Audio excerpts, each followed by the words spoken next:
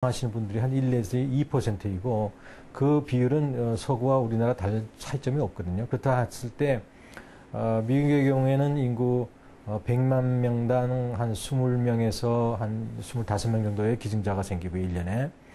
그다음에 가장 활성화됐다는 그 유럽, 특히 스페인이라는 나라에서 장기이식이 이루어지는 건 30명이 넘습니다. 그렇다면 우리나라 인구를 4천만으로 봤을 때 1년에 몇 상태로 해서 기증을 받을 수 있는 분들이 1,000명에서 한 1,500명 된다고 이렇게 추정할 수가 있겠습니다.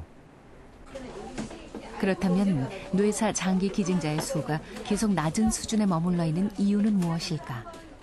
병원 현장에서 기증자 가족과 수혜자를 함께 만나는 전문 코디네이터들은 크게 두 가지 문제를 지적합니다. 그것보다는 가장 큰 문제는 우리 국민들이 느끼는 뇌사 장기 기증에 대한 인식이 부족한 거가 가장 큰 문제라고 저는 생각이 들고요.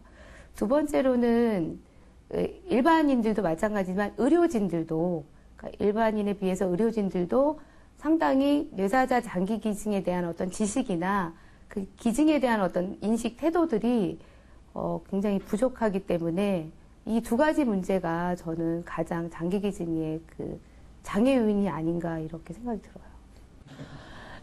그러니까 장기 기증을 하신 분들이 가족들이 늘 시간이 지나서 뭔가 원하실 때가 있어요. 내가 내 자식한테 어떤 거를, 그러니까 기증을 했다, 너희 아버지가 이렇게 훌륭한 일을 하고 가셨다라는 거를 어떻게 증명을 얘기를 해줄 수 있느냐인데, 사실 저희도 아무것도 해결책을 드릴 수 없는 부분들이 있어서 그런 장기 기증자분들에 대해서 지원이나 그런 것들이 너무 부족했기 때문에 그 10년 동안 법이 생긴 이후에 확산이 좀 늦어지지 않았나 하는 아쉬움이 늘 있습니다.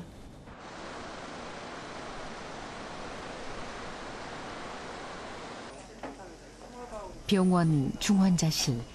신영진 씨는 지금 죽음의 문턱에서 힘겨운 싸움을 벌이고 있습니다. A형 간염에 의한 전격성 간 부전. 안타깝게도 신영진 씨의 경우 며칠 안에 간 이식을 받지 못하면 그 어떤 것도 장담할 수 없는 위급한 상황입니다. 우리가 보통 이제 전격성 간 부전, 갑자기 이제 간 기능이 저하돼서 간소근수가 오고 다음에 이제 혈액 투석을 할 정도로 간 기능이 신장 기능까지 동반된 경우, 일단은 생존율을 굳이 얘기를 한다고 하면은 보통 5 내지 10% 많이 잡아야 그 정도입니다. 그러니까 10명이 있으면 그 중에서 9명은 죽고 한 명 정도밖에 못 산다는 얘기죠. 환자분같이 이제 스테투스 1일 경우에는 우리가 흔히 얘기해서 그렇게 얘기를 합니다. 일주일 이내 이식을 안 받으면 그 환자는 죽을 사람. 자기가 마음을 강하게 먹어야 돼. 알았지? 고마워요. 사랑해요. 자기도 사랑하지? 이겨나요?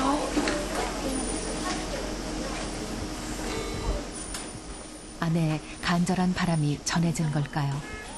다행히 간을 기증해줄 뇌사자가 나타났고 신영진 씨는 지금 간 이식 수술을 기다리고 있습니다.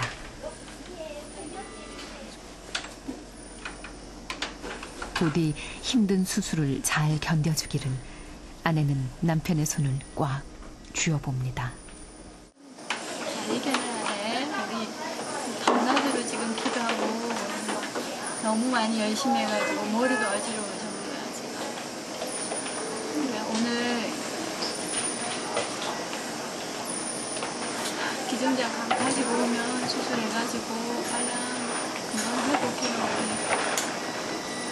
이식하는 거 괜찮지? 응?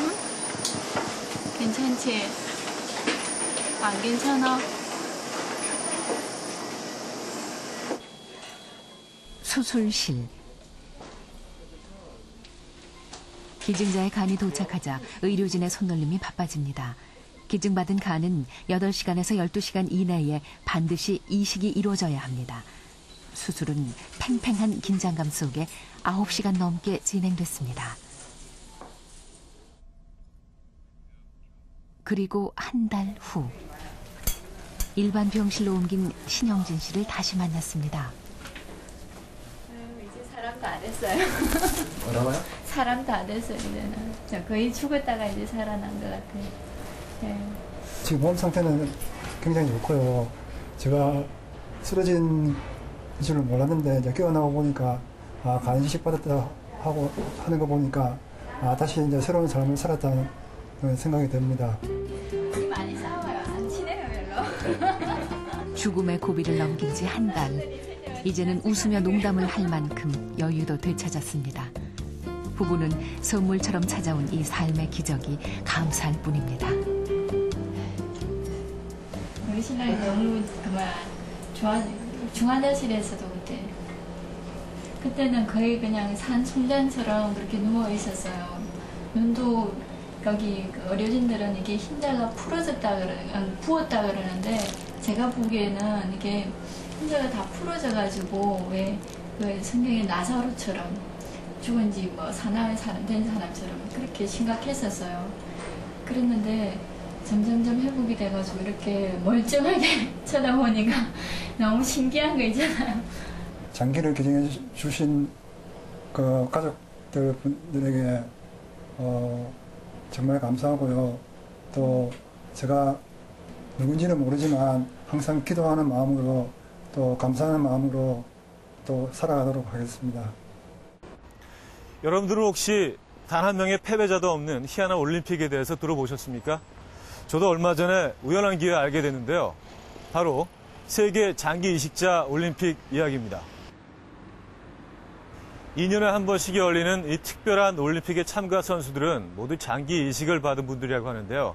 죽음의 고비를 넘긴 이 특별한 분들이 펼치는 건강한 이벤트인 만큼 승패와 관계없이 모두 승자인 셈이죠.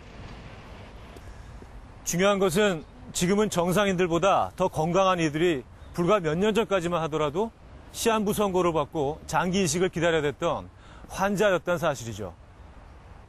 죽음의 문턱을 넘어 삶을 향해 달리게 하는 기적. 그 기적의 힘은 바로 누군가가 이 세상에 남긴 가장 아름다운 선물, 장기 기증의 힘이었습니다. 미국 콜로라도의 한 스키장. 봄에도 설원을 질주할 수 있는 스키어들의 천국. 크리스 부부도 스노우보드를 즐기기 위해 이곳을 찾았습니다.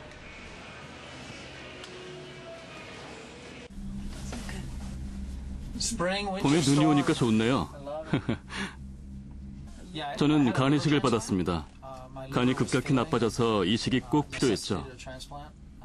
2007년 7월 28일에 이식을 받았는데 지금 이 자리에 있는 건 그야말로 행운이죠. 매일 최선을 다하고 있습니다.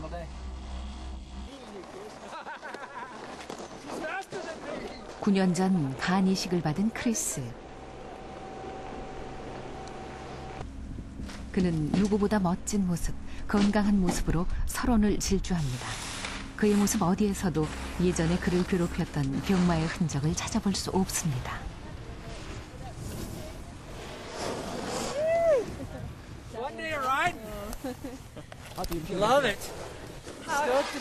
살아있어서 스노우보드도 타고 너무 행복합니다. 재밌어요. 봄에 이렇게 눈이 오니까 너무 좋은데요? 한때 원발성 경화성 담관염을 앓았던 크리스. 의사가 그에게 얘기한 유일한 치료법은 간 이식을 받는 것뿐이었습니다. 간이 너무 심하게 손상되고 폐쇄까지 시작됐죠. 체중도 102kg에서 80kg으로 줄었어요. 체중도 엄청나게 줄어들고 전처럼 먹고 회복하고 운동하는 게 불가능할 정도였죠. 그렇게 간 이식을 기다린 지 7년. 사고로 뇌사에 빠진 13살 소녀의 간을 극적으로 이식받았습니다. 회복실을 나서면서 팔을 공중으로 쳐들고 내가 최고야! 라고 소리쳤습니다. 마치 내가 최고가 된 것 같았어요. 이제 힘든 고비를 넘겼으니까 원래대로 돌아갈 수 있을 거라 생각합니다.